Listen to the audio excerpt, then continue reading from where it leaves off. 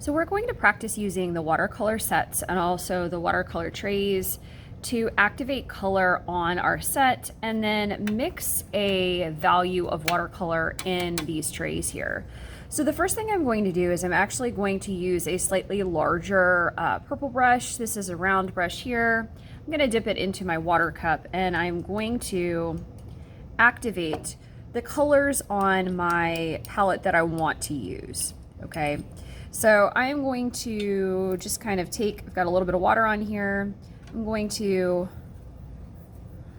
just kind of tickle it into the crater that I want to use, okay?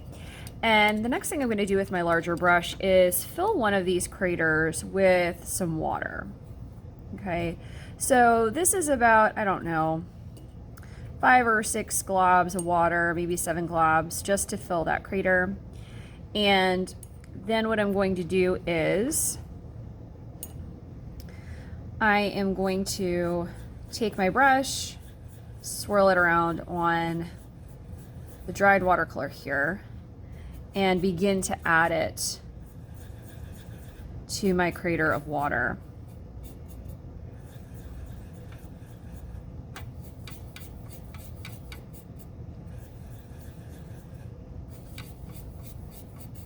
Just back and forth a couple times.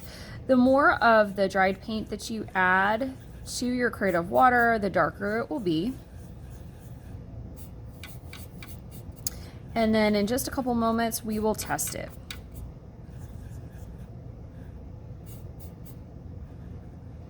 So the goal is not to flood these individual colors on here. I think myself and students did this before where we added the water here and then it spilled out all over the place. So that's definitely not ideal, okay? So we're using this extra palette to just as a mixing area. Now at this point in time, I'm gonna take my watercolor paper and I'm going to test what I created here. And this is the color of watercolor that I've created. So looks like this, right?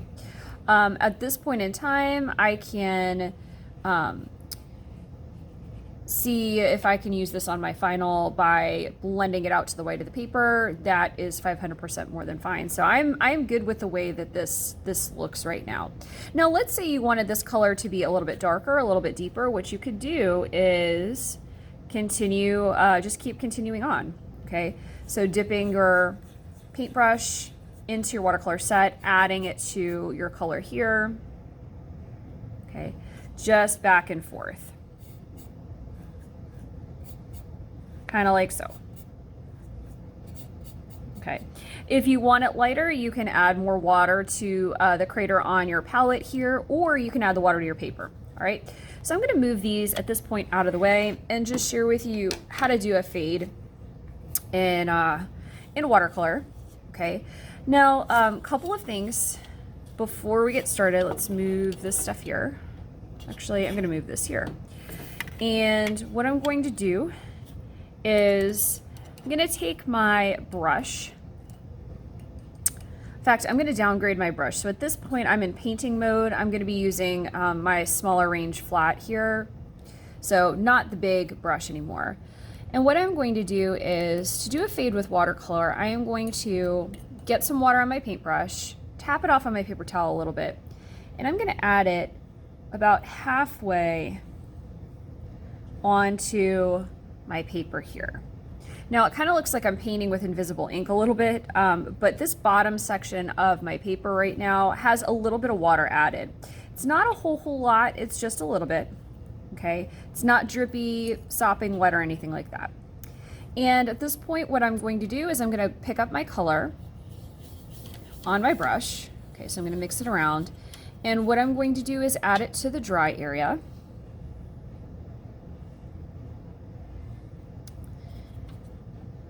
I'm gonna add a little bit more, and then I'm going to drag it into the wet area ever so slightly. And you'll start to see how it fades out. Okay, just like so. All right. Now, a couple things. If you have tons and tons and tons of water on your paper, this is not going to look nice and sweet and pretty, okay? So really thinking about how much water you're putting down first, okay? So are you putting a lot of water down? That's probably unnecessary. And then you're dragging your paint from the dry area over top of that little bit of wetness, and it lightens it up. Okay, so that's kind of what I have here. All right. Let's say I wanted to do an analogous color fade. Okay, so what I could do for that is I could do exactly what I just did. I'm actually going to add, I have kind of a reddish pinkish color here. I'm going to add another Crater of Water real quick. So back and forth. In fact, I'm going to upgrade to my larger brush so it goes faster. Okay, maybe 6 or so globs of water with my larger brush.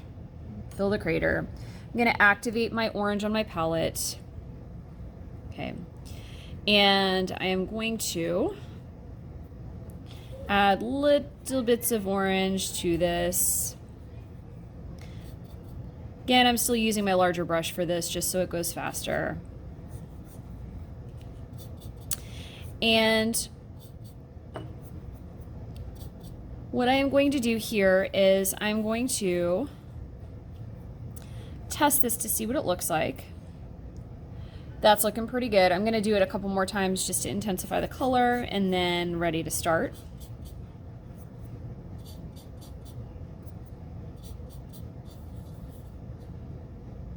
All right, there we go. And what I'm going to do here is I am going to downgrade to my smaller brush, my smaller flat. Okay, pick up this color, and I'm going to start it from this section of the paper.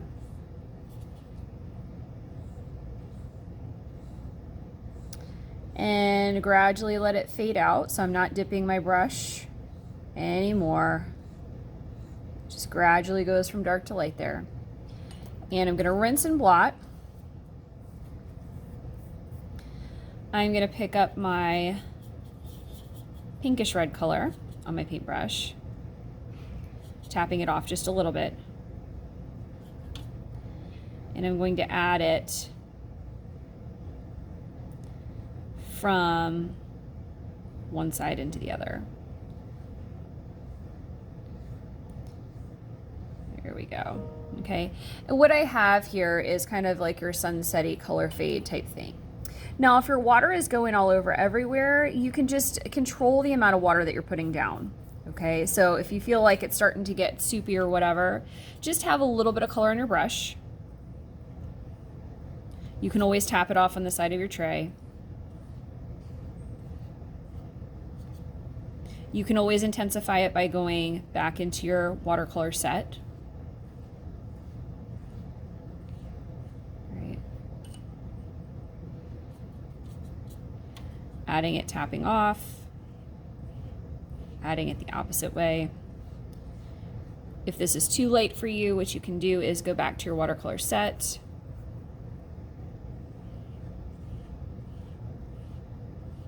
Add more pigment or paint on top. Much like that, okay?